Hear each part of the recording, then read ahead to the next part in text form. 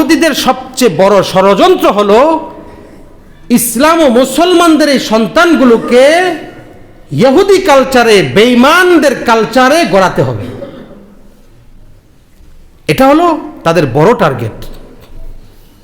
এজন্য তারা একদম ছোট কাল থেকে শুরু করে যে বাচ্চা দুনিয়াতে আসলে পরে যেন তার আজান না দেওয়া যায়, ডান কানে আজান বাম কানে ইকামত যাতে না দেওয়া যায়। সেজন্য কি ব্যবস্থা করেছে আমি আগে আলোচনা করেছি, সিজার এটা প্রয়োজন আছে। এমন পরিস্থিতি হয় মায়েদের বাচ্চা প্রসবের সময়, যে সময়ে এটা ছাড়া উপায় থাকে না। এটা সহজ একটা ব্যবস্থা বর্তমানে, হ্যাঁ ঠিক আছে, এটা জায়েজ এবং অনেক ক্ষেত্রে এটা জরুরিও হয়।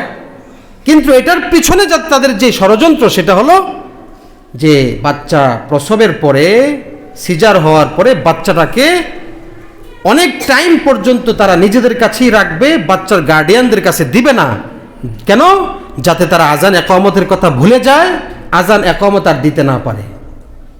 বহির্বিশ্বে অনেক জায়গায় এমন আছে, আমাদের দেশের সব কথা আমি জানি না, বহির্বিশ্বের অনেক জায়গার কথা অনেকেই বলেছেন, সেখানে এমন এক ব্যবস্থা করা আছে, বাচ্চাটা দুনিয়াতে আসার পরে তাকে এমন একটা রুমে নিয়ে যাওয়া হয় যেখানে হালকা আওয়াজে আপনার মিউজিক চালানো হয়, একেবারে মৃদু আওয়াজে। এই মিউজিকের মধ্যে তাকে 2-3 ঘন্টা রাখা হয়, অর্থাৎ তাকে আল্লাহর শব্দ, আল্লাহ এক, আল্লাহ বড়, আল্লাহ এবং রাসূলের সাক্ষী, এটা তো আজানের মধ্যে আছে, এগুলো শোনানো যাবে না। বরং দুনিয়াতে আসার পরেই তাকে দাজ্জালি মিউজিক শোনায় দিতে হবে। কথা বুঝতে পেরেছেন? আল্লাহ তাআলার অবাধ্যতার শব্দ শুনিয়ে দিতে হবে। এটা তারা অনেক গভীর গবেষণা করে তারপর বের করেছে কি করতে হবে, কেন তাদেরকে ইসলাম থেকে দূরে সরানো যায় না, আমি এটা আগে আলোচনা করেছি। এটা 1 নম্বর টার্গেট। 2 নম্বর হলো এই বাচ্চারা একটু বড় হলে যখন কথা বলতে শিখে, রাসূল করিম সাল্লাল্লাহু আলাইহি ওয়াসাল্লাম যেই শিক্ষা আমাদেরকে দিয়েছেন, বাচ্চারা বড় হলে যখনই কথা বলতে শিখবে তখন তোমরা শিখাবে ইফতাহু আলা সিবিয়ানিকুম আউয়ালা কালিমাতিন বিলা ইলাহা ইল্লাল্লাহ।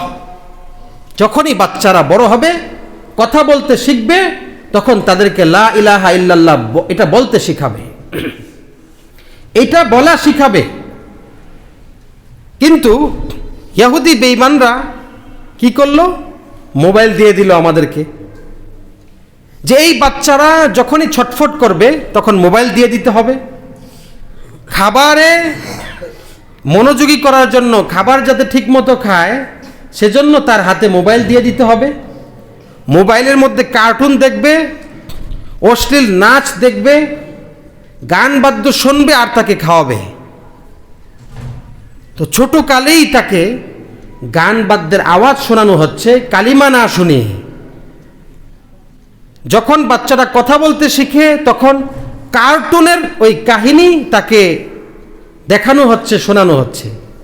তখন এই বাচ্চাটা যখনই কথা বলতে শিখে, কালিমার পরিবর্তে কার্টুনে থাকা বা গানের মধ্যে থাকা কিছু পংক্তি, কিছু কথা এগুলো শিখে। গানের মধ্যে কি কোনো ভালো জিনিস থাকে? থাকে না। এই বাজে পংক্তি গানের সেটা শোনানো হয়, সে সেখান থেকে 1-2 কলি, একেবারে যখন কথা শিখছে তখন সেখান থেকে সেই 2-1টা পংক্তি বলতেছে। আপনি শোনেন না? আপনারা আশ্চর্য হওয়ার মতো, যে বাচ্চারা কালিমা পড়ার কথা কালিমা না পড়ে বরং এই গানের পংক্তি, অশ্লীল পংক্তি বলছে। কার্টুনে থাকা ওরা চিনে, দেখতে দেখতে চিনে কার্টুনের মধ্যে কে বেশি প্রসিদ্ধ, কার নাম টাম আছে তো বিভিন্ন কিছুগুলো তো আমরা জানি না। ওরা ওই সমস্ত নাম নিয়ে ওর ওই বক্তব্য কি বলেছে এবং সেই কৌতুকের সেই দৃশ্য এগুলো দেখে ওরকম করে কৌতুক সেও করতে চায়। আপনি দেখুন, এটা ইহুদি চক্রান্ত, কিন্তু আমরা বুঝতেছি না। আমরা মুসলমানরা মনে করছি হ্যাঁ, বাচ্চাকে ভাত খাওয়ানোর এটাই তো সুন্দর কৌশল, বাচ্চাকে একটা কাজে মনোযোগী করার জন্য এটাই তো সুন্দর কৌশল। না ভাই, এটা ছোটকাল থেকেই বাচ্চাকে ঈমান থেকে দূরে সরানোর গভীর ষড়যন্ত্র। ইফতাহু আলা সিবিয়ানিকুম আউয়ালা কালিমাতিন বিলা ইলাহা ইল্লাল্লাহ। নবীজি বলেন, একটা বাচ্চা যখন কথা বলতে শিখবে তখন তাকে কালিমা শিখাবে, লা ইলাহা ইল্লাল্লাহ শিখাবে। যেমনি ভাবে একটি বাচ্চা দুনিয়াতে আসলে পরে আজানে ইকামত তার কানে দিয়ে দেওয়া হবে। এই বাচ্চা বড় হলে যখন কথা বলতে শিখবে, কথা বলতে শেখার সাথে সাথেই যেন কালিমায়ে তয়্যিবা শ্রেষ্ঠ কালিমাটা সে শিখে নিতে পারে, এটা যেন শিখতে পারে। কিন্তু আমরা কয়জন আছি, বাচ্চা 3 বছর 4 বছর হয়ে গেছে, কথা বলতে জানে পরিপূর্ণই, কালিমাটা সে বলতে জানে, এরকম কয়জনের বাচ্চা আছে? নাই। কারণ আমরা মোবাইলের মধ্যে তাকে ভুলিয়ে রেখেছি, তাকে কার্টুন আর নাচের মধ্যে ভুলিয়ে রেখেছি। এটা ইহুদিদের বড় ষড়যন্ত্র। কথা বুঝতে পেরেছেন? বড় ষড়যন্ত্র। এভাবে আরো ষড়যন্ত্রগুলো দেখেন, ধাপের পর ধাপ ইহুদিদের চক্রান্ত আছে। তারা আস্তে আস্তে বড় হচ্ছে, আস্তে আস্তে বড় হচ্ছে। আর এই বাচ্চার বাবা মারা টিভির ছবিতে, টিভির পর্দায় ইহুদি বেঈমান হিন্দুদের প্রচার করা বিভিন্ন সিনেমা দেখছে। সেই সিনেমা দেখে তাদের থেকে ইহুদি কালচার শিখছে, ইহুদিদের পোশাক কেমন হবে সেটা জানছে, ইহুদিদের চাল চলন কেমন হবে সেটা বুঝতেছে। কোত্থেকে? সিনেমায় প্রচারিত তাদের ওই সিনেমা থেকে শিখার পরে এখন বাচ্চার জন্য কি পোশাক চয়ন করবে সেখান থেকে নির্ধারণ করছে। এটা মেয়ে বাচ্চাকে গেঞ্জি পরায় দিচ্ছে, এটা ইহুদিদের পোশাক, টপস, তাই না? সংক্ষিপ্ত কাপড়। এটা বাচ্চা না, শুধু ছোট বাচ্চা না, বরং বড় মেয়েকেও পরাচ্ছে টপস, সংক্ষিপ্ত ছোট পোশাক, শার্টের মতো। কথা বুঝতে পেরেছেন? তারপরে এই মেয়েটাকে বড় হলে যে হিজাব দিয়ে বাইরে বের করতে হবে, ওইখান থেকে সে শিখছে যে বর্তমান বিশ্বের মডেল এটা নয়, আধুনিক বিশ্বের মডেল হলো নারীরা এই ওড়না ছাড়া বের হবে। কথা বুঝতে পেরেছেন? ছোট বাচ্চা না, বড়রাই, যুবতীরা ওড়না ছাড়া বের হবে। এবং এভাবে বড় মেয়ে সে চুজ পায়জামা পরে, ট্রাউজারের মতো চুজ পায়জামা পরে সে বাইরে বের হয়ে যাবে। সে ওখান থেকে দেখছে, জানছে যে এটাই আধুনিক বিশ্বের অবস্থা। অথচ আধুনিক বিশ্বের এই পোশাকের এই ধরনটা শিখিয়েছে কারা? ইহুদিরা। কারা শিখিয়েছে বলেন? ইহুদিরা। সম্পূর্ণ ইসলামের খেলাফ। আপনি যদি আপনার মেয়েকে এইভাবেই শিখান তো এই লানত, হাদিসে আসছে, লানত মেয়ের উপরও পড়বে, আপনার উপর লানত পড়বে। এবং আপনি যে শিখিয়ে দিলেন এই পোশাকটা, এটা আপনি 1 নম্বরে দায়ী। আপনি ছোটকাল থেকেই এই বাচ্চাটাকে এইভাবে পোশাক পরা শিখিয়েছেন, এখন বড় হলে তো সেইটাই পরবে। ছোটকাল থেকেই যদি আপনি শালীন পোশাক পরানো শিখাতেন, বড় হলেও সে শালীন পোশাক পরতো। কথা বুঝতে পেরেছেন? কিন্তু ছোটকাল থেকে অভ্যাস করেছেন, তো এইভাবেই সে অভ্যস্ত হয়েছে। এখন বড় হয়ে সে টপস এটাই পরবে, সংক্ষিপ্ত জামা পরবে, চিপা পায়জামা পরবে, ওড়না ছাড়া বের হয়ে যাবে। আপনি ইহুদিদের চক্রান্ত বুঝতেছেন না, তো ধরা খেয়ে যেতে হবে আপনাকে 1 নম্বরে হাসরে। তুমি কেন এরকম চালিয়েছো তোমার সন্তানকে? পিতামাতা আগে ধরা খেয়ে যাবে। এভাবে জন্মদিন উদযাপন, এটা ইসলামের কোনো নিয়ম নয়। রাসূলুল্লাহ সাল্লাল্লাহু আলাইহি ওয়াসাল্লাম তার জামানায়, সাহাবায়ে কেরামের জামানায় জন্মদিন উদযাপন করেননি। আপনি দেখেন কোন সাহাবী তার জন্মদিন উদযাপন করেছেন? কেউ করেননি। এবং জন্মদিন উদযাপনের যে রীতি, কেক কাটা, এই করা সেই করা, বেলুন টেলুন, কত কিছু না, মোমবাতি, এই যে কালচারটা, আপনাকে বললে আপনি বলবেন হুজুর এটা আনন্দ করি, এটা আমরা করি, বর্তমান বিশ্বে চলে, তা আপনি না করেন কেন? আরে ভাই, এই বিষয়টা তো ইহুদিদের চক্রান্ত। তারা জানে আমাদের কালচার সংস্কৃতি যখন মুসলমানদের মধ্যে ঢুকিয়ে দিব, সহজেই তাদের থেকে ইসলামটা সরে যাবে। কথা বুঝতে পেরেছেন? একটা মানুষের ভিতরে দুই কালচার থাকতে পারে না। ইহুদি কালচার ঢুকিয়ে দিলে ইসলামিক কালচার এমনি দূর হয়ে যাবে। তা আপনার বাচ্চা আবদার করছে, আপনি তাকে দিচ্ছেন, সব কিছু যোগান দিচ্ছে। আরে আপনার সন্তানকে কেক খাওয়াবেন, অসুবিধা কি? যে কোনো দিন খাওয়ান না, কিন্তু ওই দিন ঘটা করে সকলকে দাওয়াত দিয়ে, হ্যাঁ, যেই সিস্টেম আছে সকলকে সামনে রেখে কেক কাটার কত সিস্টেম আছে না, কেটে এর মুখে একটু, ওর মুখে একটু, ওর সিস্টেম ফলো করে, তারপরে বেলুন টেলুন, তার মানে পরিপূর্ণ নিয়মটা এটা ইহুদিদের, এটা ইহুদিদের। আপনি যে কোনো দিন বাচ্চাকে উন্নত খাবার খাবান, অসুবিধা কি? তাদের নিয়মই জন্মদিবস পালন করা। হ্যাঁ, আবার বলতে পারবেন এরকম, আবার বলতে পারবেন না যে হুজুর তাইলে আমরা জন্মদিবস অন্যভাবে পালন করব না। জন্মদিবস উদযাপন রসুলের জামানায় ছিল না, কোনো সাহাবী করেন নাই।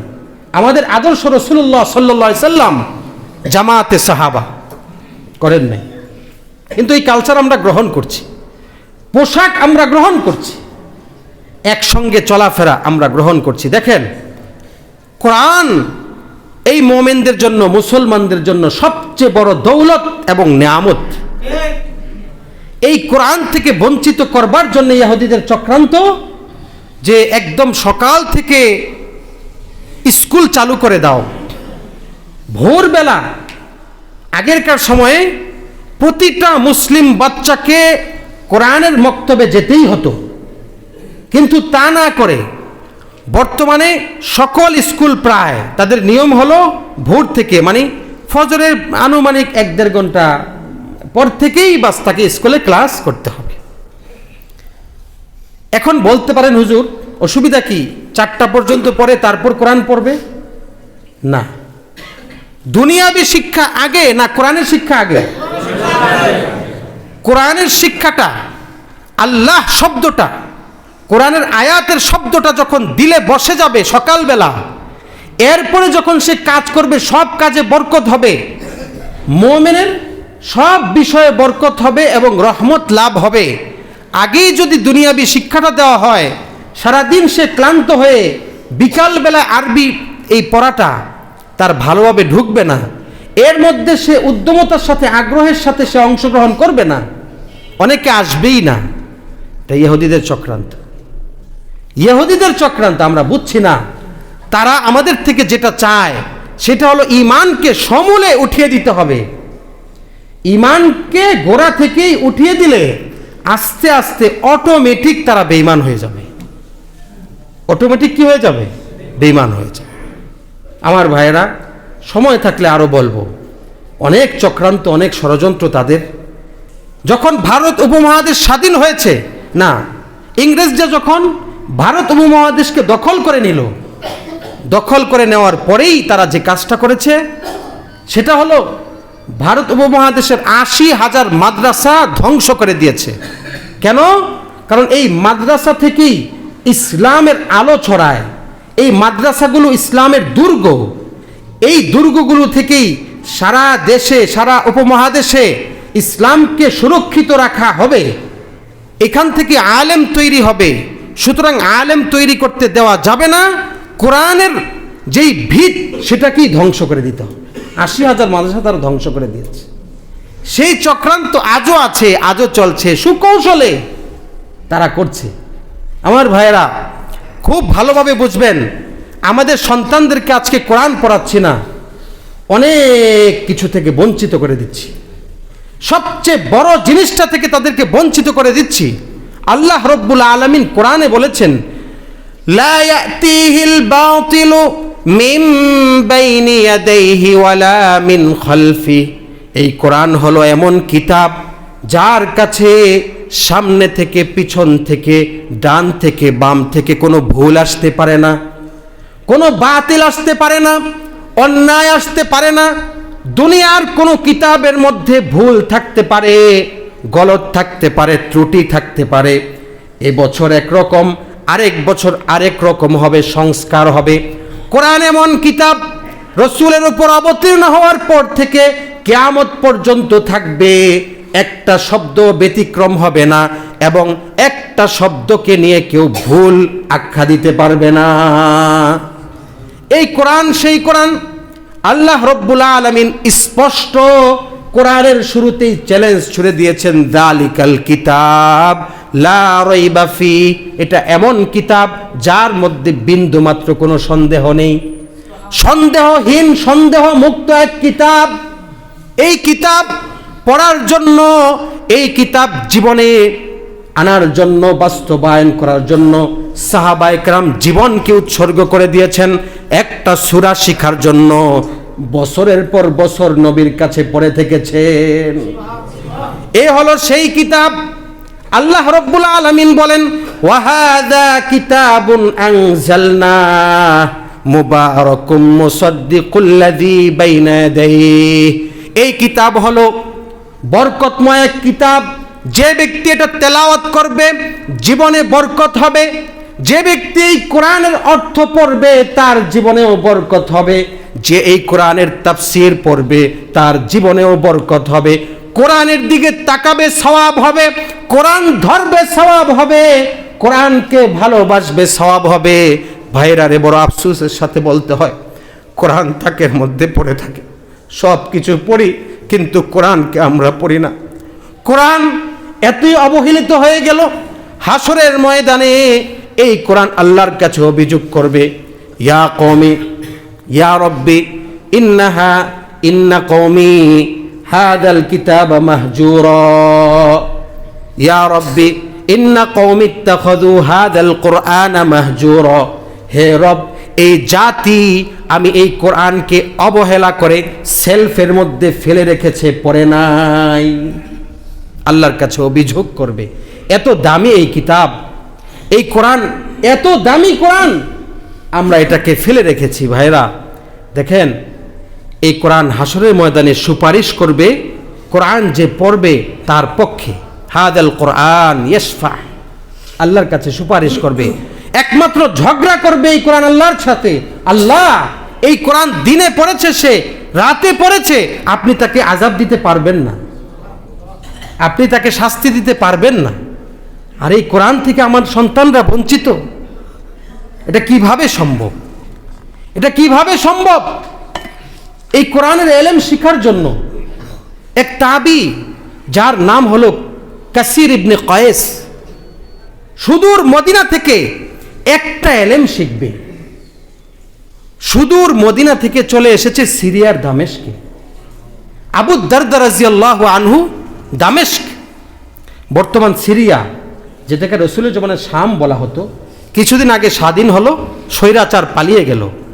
ওই সিরিয়ার আপনার রাজধানীর নাম হলো দামেস্ক। দামেস্কের মসজিদে বসা নবীজির প্রিয় সাহাবী আবু দারদা রাদিয়াল্লাহু আনহু।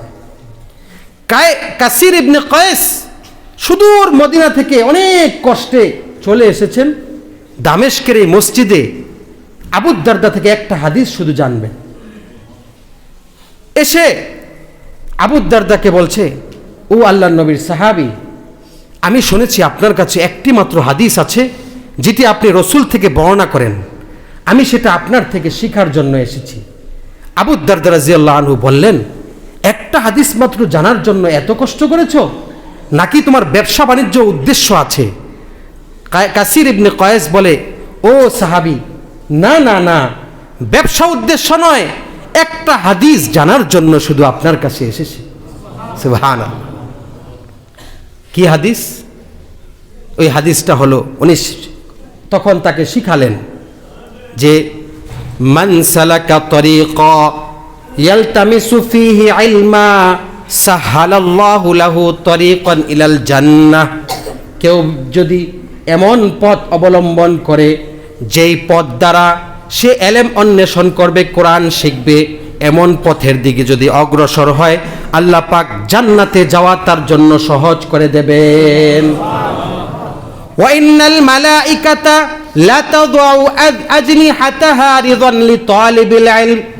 সমস্ত ফেরেশতা এই একজন ব্যক্তি যে কোরআন শিখে তার সম্মানার্থে এই বাচ্চা যখন রাস্তা দিয়ে হাঁটে, ওই ফেরেশতাগুলো তার সম্মানার্থে নূরের পরগুলো বিছিয়ে দেয়।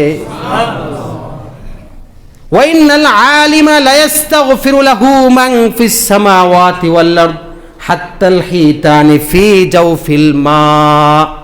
এমনকি যারাই কোরআন শিখে, কোরআন অনুযায়ী চলে, এই তালেবে ইলম যারা, তাদের জন্য সমস্ত প্রাণী, এমনকি পানির নিচের মাছ পর্যন্ত তার জন্য আল্লাহর কাছে ক্ষমা চাইতে থাকে। সুবহানাল্লাহ। এজন্য দুনিয়ার শিক্ষা, দুনিয়াবী শিক্ষা নিষেধ নয়, কিন্তু বাচ্চাকে দ্বীনের শিক্ষাও দিতে হবে, দিতে হবে। যদি পারেন যে বাচ্চাকে একেবারেই মাদ্রাসায় দিয়ে দিবেন, হাফেজ বানাবেন, আলেম বানাবেন, তাহলে আপনার মতো সৌভাগ্যবান আর কেউ হতে পারে না। একজন হাফেজ 10 জনকে, কমপক্ষে যাদের জন্য জাহান্নাম অবধারিত, এমন 10 জনকে সুপারিশ করে জান্নাতে নিতে পারবে। আমার ভাইরা, কওমি মাদ্রাসা আমি পড়েছি, আমি আমার জায়গার সৌন্দর্যটা বলতে পারবো। এই মাদ্রাসার সৌন্দর্য কি সেটা আমি বলতে পারবো। সকাল থেকে রাত পর্যন্ত 24 ঘন্টা কি করছি সেটা ওস্তাদরা নজরে রাখে। সকালবেলা উঠতে হয় ভোর রাত্রে। ছোটবেলা হিফজ পড়েছি যখন ছোট, এই শীতের সময় ভোর রাত্রে উঠতাম। যারা হিফজ পড়ে তাদেরকে ভোর রাত্রে উঠতে হয়। তো উঠে দেখি বড় ভাইরা ঘুমায়, যারা হিফজ পড়ে না, মানে কিতাবখানায় পড়তেছে, তো দেখে অনেক কষ্ট লাগে যে আমাদেরকে এত আগে উঠাই দিল, ভাইরা ঘুমাইতেছে, আরেকটু ঘুমাইতে পারলে তো ভালো লাগতো, এরকম মনে হইতো। অনেক ঠান্ডা পানি দিয়ে উজু করে ভোর রাত্রে কোরআন তেলাওয়াত, কোরআন তেলাওয়াত, এটা কষ্ট মনে হইতো। কিন্তু যখন হিফজ শেষ হয়ে গেল, আল্লাহ পাক সব কষ্টের অবসান দিয়ে বুঝিয়ে দিলেন যে বান্দা, এই কষ্টের বদৌলতে যা পাওয়ার পেয়ে গেছে। কোরআন অনেক দামি জিনিস, অনেক দামি জিনিস। যদি আপনি আপনার সন্তানকে বানাতে পারেন, আপনি সৌভাগ্যশীল হবে। কওমি মাদ্রাসার বৈশিষ্ট্য কি? একসঙ্গে এলেম শিক্ষা দেওয়া, দিন শিক্ষা দেওয়া, পাশাপাশি এই দিন অনুযায়ী সে আমল করছে কিনা সর্বক্ষণ ওস্তাদরা নজরদারিতে রাখে। এই বাচ্চা এস্তেঞ্জায় যাবে, পকেটে টিস্যু আছে কিনা, সে টিস্যু নেবে কিনা, ঢিলা করবে কিনা, অজু করবে, অজু করার পূর্বে মেসওয়াক করতে হবে, এটা বড় গুরুত্বপূর্ণ সুন্নত। ওস্তাদরা এই সকল ছাত্রদের থেকে হিসাব নেয়, তোমাদের কাছে মেসওয়াক আছে কিনা, ছাত্রের চুল সুন্নত তরিকা আছে কিনা, তার জামাটা সুন্নত তরিকা আছে কিনা, সে তাকবীরে উলার সাথে প্রতিটা নামাজ পড়ছে কিনা। যদি এমন হয় ফজরের জামাতে সে 1 রাকাত পরে এসেছে, তো এটার জন্য হিসাব হয়। কেন কেন তুমি দেরি করে আসলে? কালকে থেকে যেন এমন না হয়, আগে থেকে উপস্থিত হবে, সুন্নত ভালো মতো পড়ে যেন সময় তোমার হাতে থাকে, তাকবীরে উলার সাথে নামাজ পড়তে পারো। হিসাব হয় ফজরের পরে সূরা ইয়াসিন পড়েছে কিনা, হিসাব হয় প্রতিদিন সে কত পারা কোরআন তেলাওয়াত করেছে। ঠিক এলেম শিক্ষা দেওয়ার পাশাপাশি তার আমলের হিসাব নেওয়া হয়, যার কারণে এই ছাত্রটা এমনভাবে অভ্যস্ত হয়ে যায়, পরবর্তীতে সেই এলেম অনুযায়ী তার আমল নিয়ে সে চলতে থাকে।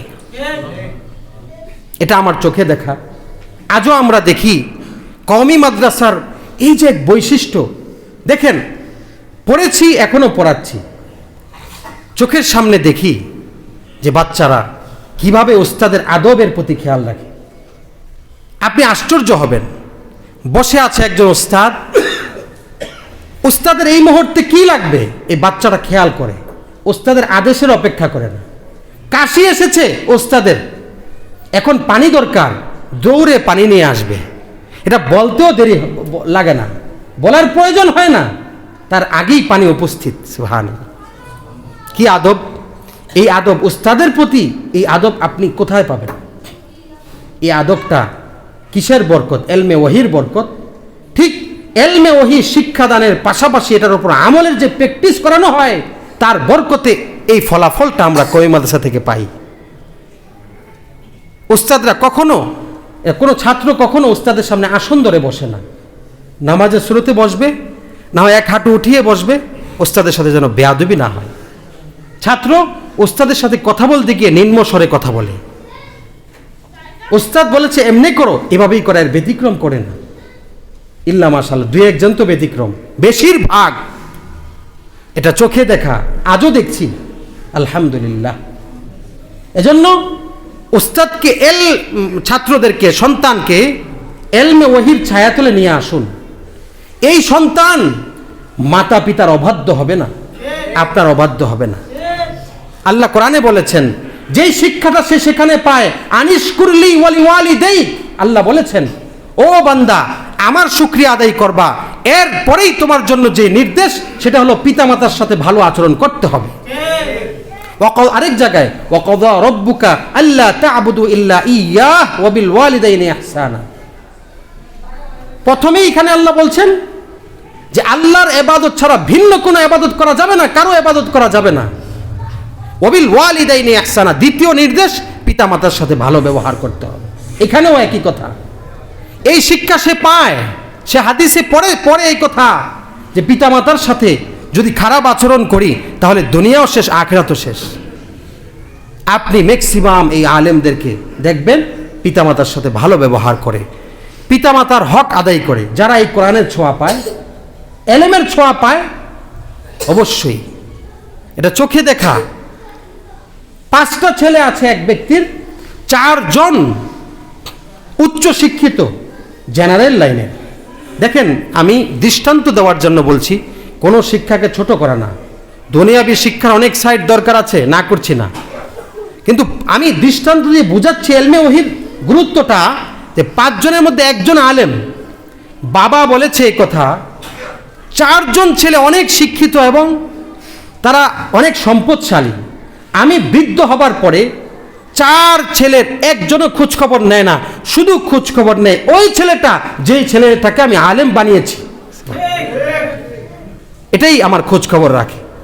অথচ আমি চেয়েছিলাম না তাকে আলেম বানাবো, আজকে আলেম বানানোর কারণেই সে দেখছে যদি তাকেও না বানাতাম তাহলে তো আমি আজকে বৃদ্ধাশ্রমে থাকতে হতো। বাবার মুখের কথা। আমার ভাইয়েরা, যদি কোরআনের ছোঁয়া কেউ পায় তাহলে সে পিতামাতার অবাধ্য হয় না। দ্বিতীয়, সুনাগরিক হয়, দেশপ্রেমী হয়। এটা নবীর শিক্ষা। যার ভিতরে কোরআনের ছোঁয়া যাবে সে দেশের সুনাগরিক হবে, সে দেশপ্রেমী একজন মানুষ হবে। আপনি দেখাতে পারবেন না কোনো আলেম দেশ থেকে কোটি কোটি টাকা পাচার করে দিয়েছে, আপনি দেখবেন না কোরআনের কোনো শিক্ষিত সে দেশের মধ্যে থেকে দুর্নীতি করেছে, চাঁদাবাজি করেছে, ডাকাতি করেছে, ছিনতাই করেছে, মানুষের মাল অন্যায়ভাবে লুণ্ঠন করেছে, এমন কোনো আলেমকে পাবেন না। এটা কোরআনের মহত্ব, কোরআনের ছোঁয়া এমন জিনিস, যেই কোরআনের ছোঁয়া একজন মানুষকে দেশপ্রেমী সুনাগরিক হতে বাধ্য করে। এজন্য কোরআন শিখান। জানুয়ারি মাস সিদ্ধান্ত নেন সন্তানকে কোরআনের ছোঁয়া দিয়ে নেক সন্তান বানাবো, নাতিকে কোরআনের ছোঁয়া দিয়ে নেক সন্তান বানাবো। এইভাবে আপনি আপনার ইচ্ছাটা আপনি পূরণ করুন, আপনি আল্লাহর কাছে দোয়া করুন। যদি বানাতে পারেন, এই সন্তান থেকে যেই জেনারেশন হবে, ওই পরবর্তী জেনারেশনটাও আশা করা যায় পবিত্র এবং সৎ চরিত্রবান এক জেনারেশন তৈরি হবে। একটি ঘটনা আছে, সিরিয়ার দামেস্কেরই একটি ঘটনা। দামেস্কের শহরে একটি কবরস্থান আছে, যেই কবরস্থানটির নাম হলো তুরবাতুদ দাহদাহ, অনেক প্রসিদ্ধ। এই দামেস্কের এই কবরস্থানে প্রায় সময় যারা ওই দেশে যায় তারা ওটাকে জিয়ারত করার জন্য যায় কবরস্থান। কেন? কারণ ওই কবরস্থানে অনেক শহীদগণ শুয়ে আছে, অনেক আলেম শুয়ে আছে, অনেক মুজাহিদ শুয়ে আছে, অনেক পীর আউলিয়া শুয়ে আছে। এজন্য মানুষ ওই কবর জিয়ারত করে। তুরবাতুদ দাহদাহ। ওই কবরস্থানে একজন ব্যক্তি ছিল যে কবর খননের কাজ করত। কবর খনন করাটাই তার কাজ ছিল এবং এর বিনিময়ে সে কিছু টাকা উপার্জন করতো। এটা জায়েজ আছে, যারা পেশাদার এই কাজ করে জায়েজ, সেই কাজ করছে। হঠাৎ একদিন এক মহিলা আসলো, এসে বলছে, ভাই কবর খনন করেন, আমার ছেলে মারা গেছে, তাকে কবর দিতে হবে। সে কবর খনন করল। কবর খনন করার পরে যখন এই লাশটাকে নিয়ে আসা হচ্ছে, এই লোকটা এই লাশটাকে কবরে শায়িত করলো। কবরে শায়িত করার সাথে সাথে সে দেখতে পেল কবরটা প্রশস্ত হয়ে গেছে এবং জান্নাতের টুকরার মতো হয়ে গেছে। এই ব্যক্তিটা আব্দুর রহমান নাম, তিনি এই অবস্থা থেকে বেহুশ হয়ে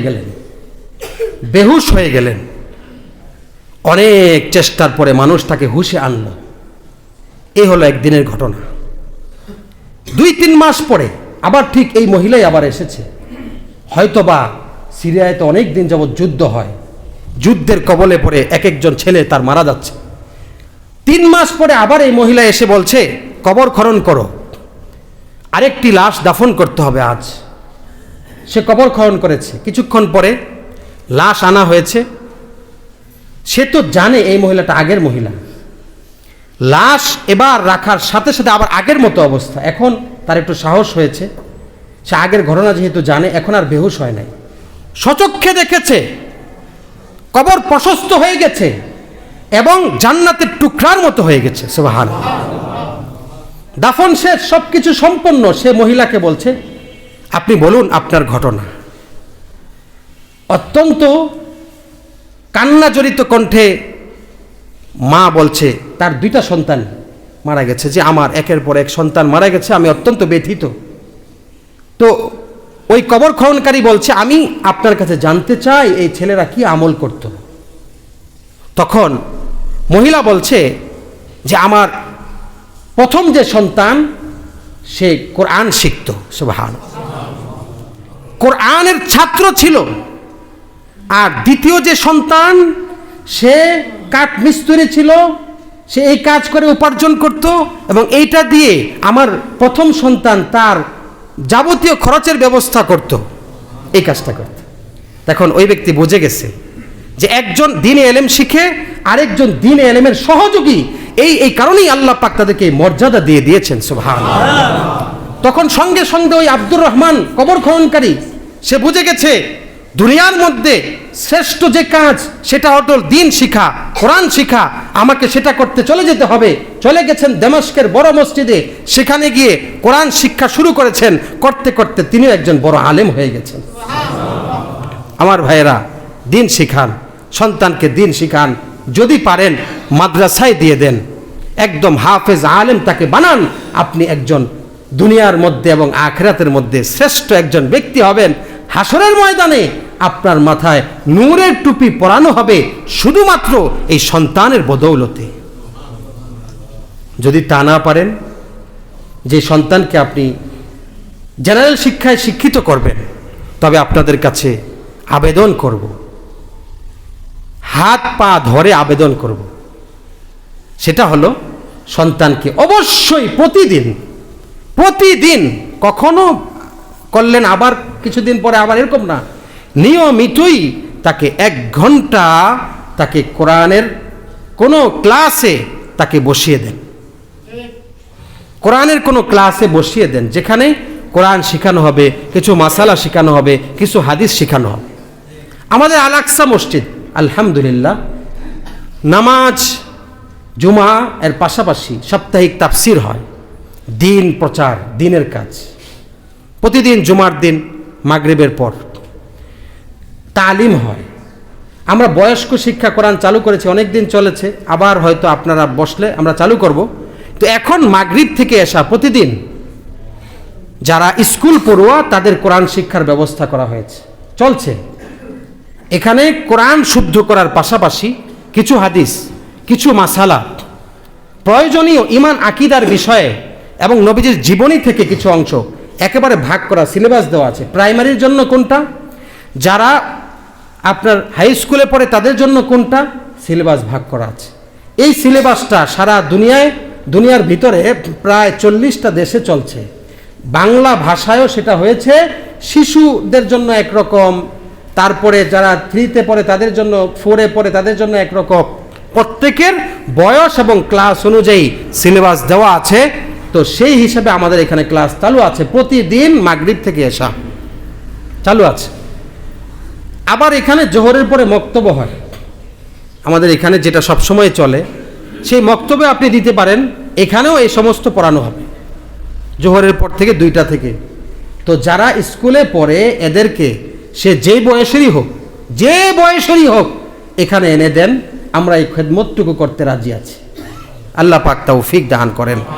আর মনে রাখবেন, ইহুদিদের ষড়যন্ত্র, আমি সেখান থেকে এসেছি, সময় হলে তাদের আরও ষড়যন্ত্রের বিস্তারিত বর্ণনা দেব। তাদের যে ষড়যন্ত্র, সুদূর প্রসারী গভীর সূক্ষ্ম ষড়যন্ত্র, সেটা হলো মুসলমানদের ভিতর থেকে আপনার দ্বীন ঈমানকে সরানোর ষড়যন্ত্র। আর সেটা সুকৌশলে, আপনি বুঝতেছেন না। কোরআন থেকে দূরে সরানো, আজান থেকে দূরে সরানো, হ্যাঁ, তারপরে তাদের কালচারগুলো আমাদের মধ্যে ঢুকিয়ে দেওয়া। যখন এভাবেই চলবো আমরা, ইসলাম উঠে যাবে। আর ইসলাম, আমরা তো আজকে নামে মুসলমান, সত্য কথা, নামে মুসলমান হওয়ার কারণেই সারা দুনিয়ায় মুসলমানরা আজকে নির্যাতিত, আজকে লাঞ্ছিত। প্রত্যেক ভাইকে আবেদন করব, একটি কালিমা পড়বেন প্রতিদিন 100 বার, আপনার যে কোনো সমস্যার জন্য। রসুল বলেন, আলা আদুল্লুকুম আলা বাবিম মিন আবওয়াবিল জান্নাহ, তোমরা কি জানো জান্নাতের দরজা কি? নবীজি বললেন, লা হাওলা ওয়ালা কুওয়াতা ইল্লা বিল্লাহ। আরেক হাদিস, আলা আদুল্লুকুম আলা কানজিম মিন কুনুজিল জান্নাহ, তোমাদেরকে কি বলবো জান্নাতের একটি ভান্ডারের কথা? সেই ভান্ডারটি হলো লা হাওলা ওয়ালা কুওয়াতা ইল্লা বিল্লাহ। প্রতিদিন কমপক্ষে 100 বার লা হাওলা ওয়ালা কুওয়াতা পড়বেন তো ইনশাআল্লাহ, যেন আপনি দ্বীনের উপর চলতে পারেন। এই কালিমা যদি কেউ পড়ে, আল্লাহ পাক তাকে দ্বীনের ক্ষেত্রে সহযোগিতা করবেন, বিপদ থেকে উদ্ধার করবেন, পেরেশানি দূর করবেন, সমস্যা দূর করবেন, মুসিবত দূর করবেন। আপনার ছেলের বিদেশে যাওয়ার ব্যবস্থা হচ্ছে না, ব্যবস্থা করবেন। মেয়ের বিবাহ হচ্ছে না, বিবাহের ব্যবস্থা করবেন। আপনার সন্তানটা অসুস্থ, সুস্থতার ব্যবস্থা করবেন। আপনার পেরেশানি আছে, পেরেশানি দূর করবেন। আল্লাহ পাক আপনার উপর থেকে বিপদ যা কিছু আপনার হতে পারে, আপনি পড়েন লা হাওলা ওয়ালা কুওয়াতা ইল্লা বিল্লাহ, আল্লাহ পাক সেই মুসিবত দূর করবেন। আর আপনার সিদ্ধান্ত নিতে হবে, আপনি, আপনার স্ত্রী, আপনার সন্তানকে দিন শিখাতেই হবে, না হয় কিন্তু উপায় নেই। আল্লাহ রব্বুল আলামিন আমাদেরকে সহি বুঝার, আমল করার তৌফিক দান করেন, আমিন। যারা কবলার জুমার চাঁদ রাখেন একটু কথা বলবেন।